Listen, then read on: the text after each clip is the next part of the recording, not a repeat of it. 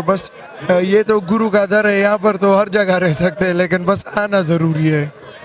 खाने में क्या क्या चीज़ें खाई हैं आपने? खाने में मैंने जलेबी खाई है और पापड़ खाए, मैक्रोनी खाई है, चाउमीन खाए, बस चावल खाए, दाल वगैरह खाए, बस। कोई चीज़ छोड़ी नहीं है? नहीं, बहुत कुछ खाया है, 3 दिन हो गए। आपको ननकाना साहब सिटी कैसा लगता है? ननकाना साहिब सिटी बहुत अच्छा लगता है। हम जब यहाँ से गुरुद्वारे से बाहर निकलते हैं तो लोग बहुत इज्जत करते हैं, बहुत आराम से बात करते हैं और बहुत ख्याल रखते हैं।